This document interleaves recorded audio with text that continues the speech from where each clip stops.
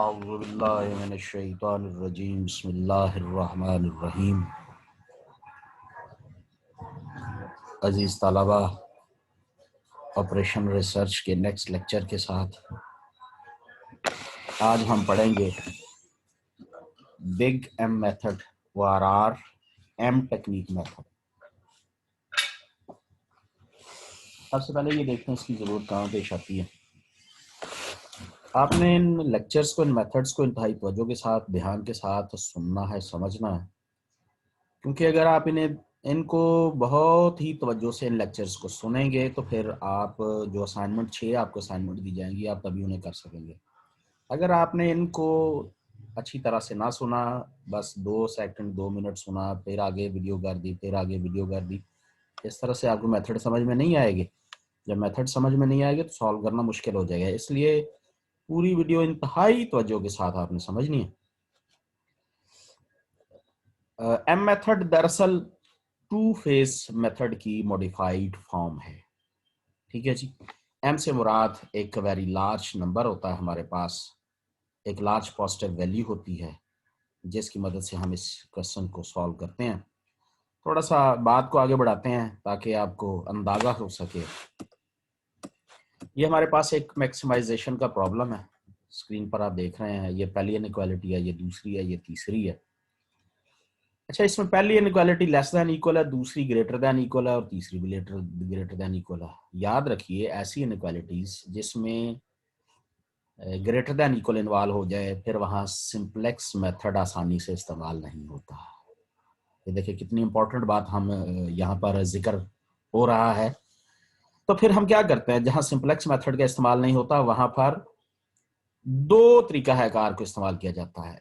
एक मेथड है two phase method और दूसरा है एम टेक्निक या एम मेथड या एम पेनल्टी मेथड भी इसे कहते हैं। टू फेज चूंकि हम जिक्र कर चुके हैं, अब एम टेक्निक या एम मेथड या पेनल्टी मेथड की बारी है हमारे पास। तो देखें, आगाज करते हैं। ये प्रॉब्लम है या क्वेश्चन है। यहाँ हम सबसे पहले इसकी स्टैंडर्ड फॉर्म बनाते हैं प्रॉब्लम की। ये आपको याद होगा, हमारी ये डिस्कशन हुई थी कि किसी भी प्रॉब्लम के सॉल्यूशन के लिए सबसे पहले हम उसे चेंज करते हैं, कन्वर्ट करते हैं। किस में कन्वर्ट करते हैं जी? स्टैंडर्ड फॉर्म में। ये हमारी पहली इनइक्वालिटी है। इस इनइक्वालिटी को अगर आपने इक्वेशन में बदलना है तो क्या करेंगे? क्योंकि लेस देन ग्रेटर की इनइक्वालिटी है, इक्वेशन में बदलने के लिए एक स्लैक वेरिएबल S1 का इस्तेमाल किया गया। फिर हमारे पास दूसरी इनइक्वालिटी है, वो ग्रेटर देन इक्वल वाली है, तो वहां स्लैक नहीं बल्कि सरप्लस वेरिएबल आएगा S2। ठीक है जी। तीसरी इनइक्वालिटी भी ग्रेटर देन इक्वल की है, वहां भी स्लैक वेरिएबल नहीं बल्कि सरप्लस वेरिएबल S3 आ जाएगा। अब ये बात याद रखिए कि जहां स्लैक वेरिएबल ऐड हुआ वो तो ठीक है, लेकिन जहां सरप्लस ऐड हुआ वो चूंकि ये एक नेगेटिव आ जाता है, तो हम इससे बचने के लिए इसकी रिप्लेसमेंट में हम artificial variable, artificial starting variable A1 artificial variable, और तीसरे जो है हमारे पास इक्वेशन उसमें या तीसरे इनइक्वालिटी को इक्वेशन में बदला तो वहां पर एक और आर्टिफिशियल वेरिएबल A2 इस्तेमाल किया गया। अब ये हमारे पास पॉजिटिव वेरिएबल बन गए। ठीक है जी। एम टेक्निक का पहला काम ये है कि आपके पास ऑब्जेक्टिव फंक्शन में वो जो दो आर्टिफिशियल वेरिएबल है उन्हें नंबर m से मल्टीप्लाई करके मिनहा कर दें। पहला A1 आया था, m से कैपिटल एक लार्ज नंबर m से मल्टीप्लाई, फर्जी नंबर है ये, इसे मल्टीप्लाई करके माइनस कर दे। फिर दूसरा आर्टिफिशियल वेरिएबल A2 है, उसे भी एक फर्जी number capital large value m से मल्टीप्लाई करके मिनहा कर दिया गया। ये हमारे पास अब यहाँ इन दोनों से हम कॉमन किया गया, इसे कहिए इक्वेशन 1 ऑब्जेक्टिव फंक्शन का। आर्टिफिशियल वेरिएबल A1 की इक्वेशन कैसे बनेगी, वैल्यू कैसे बनेगी? ये सारी वैल्यूज दूसरी साइड पर ले जाए। A2 की कैसे बनेगी? ये वाली सारी वैल्यू स्क्रीन पे जो देख रहे हैं इन्हें दूसरी साइड पर शिफ्ट कर दे। ये A1 और A2 की हमारे पास बन गई हैं इक्वेशंस या वैल्यूज। इन दोनों को ऐड करें तो ये बनेगा, ये A1 प्लस A2 जो है, इस इनकी वैल्यू को यहां पर इक्वेशन 1 में पुट कर दीजिए। जब आप यहाँ इक्वेशन 1 में पुट करेंगे तो हमारे पास z की नई फॉर्म ये आएगी। अब आप इसे अरेंज कर लीजिए, पहले x1 वेरिएबल का कोएफिशिएंट, x2 का, x3 का, और जो कांस्टेंट वो आगे लग जाएंगे। ये है जी हमारा न्यू ऑब्जेक्टिव फंक्शन, जो कि स्टैंडर्ड फॉर्म के बाद सॉल्यूशन करते हुए हमने बनाया है। अब जब जीरो बनानी है तो इन सारी वैल्यूज को इस तरफ ले आइए, z की जानब सिंबल चेंज हो जाएगी, दूसरी तरफ कांस्टेंट आ जाएगा। अब हमने सारा डाटा टेबुलर फॉर्म में लिखना। स्टैंडर्ड फॉर्म के बाद हमारे पास आ जाती है टेबुलर फॉर्म। ये है जी टेबुलर फॉर्म। टेबुलर फॉर्म में हम सबसे पहले इनकमिंग वेरिएबल और आउटगोइंग वेरिएबल का फैसला करते हैं। तो जब आप इधर से पूरी जीरो पर एक निगाह डालें तो हमें सबसे मोस्ट नेगेटिव वैल्यू चाहिए। तो 2 + 2m एक बड़ा नंबर है, उसके साथ नेगेटिव लगा तो ये पूरी रो का मोस्ट नेगेटिव नंबर कहलाएगा। ठीक है जी, ये इनकमिंग वेरिएबल होगा। तो फिर आपको पता है कि ये सारे का सारा ये कॉलम सिलेक्ट हो जाएगा।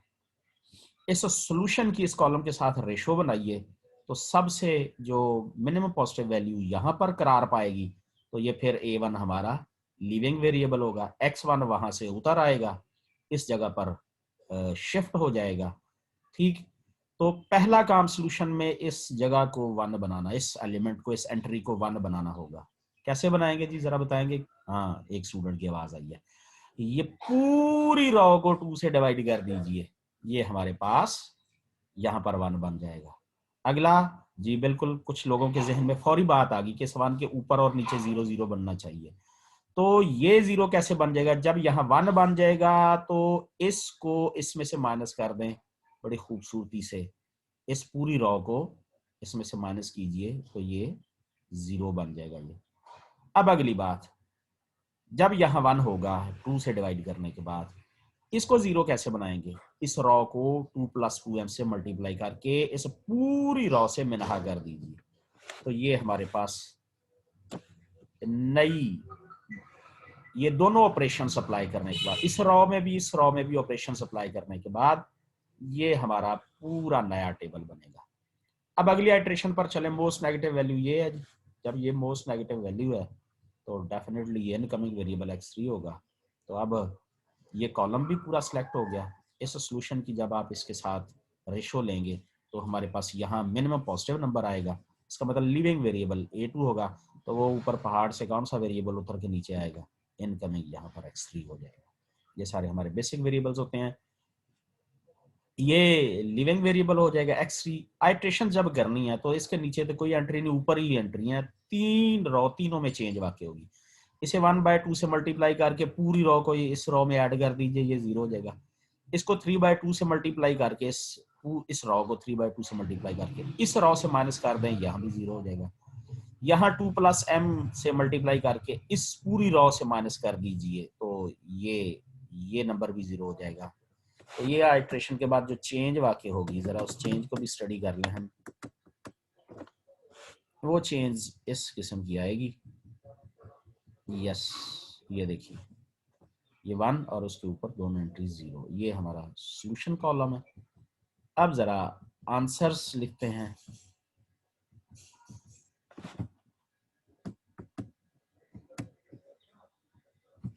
आंसर बनाएंगे तो हमारा आंसर इस तरह से बनेगा।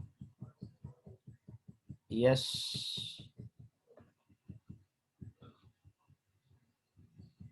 दोनों इटरेशंस करने के बाद जो हमारा 0 है उस पर आपने निगाह दौड़ानी है।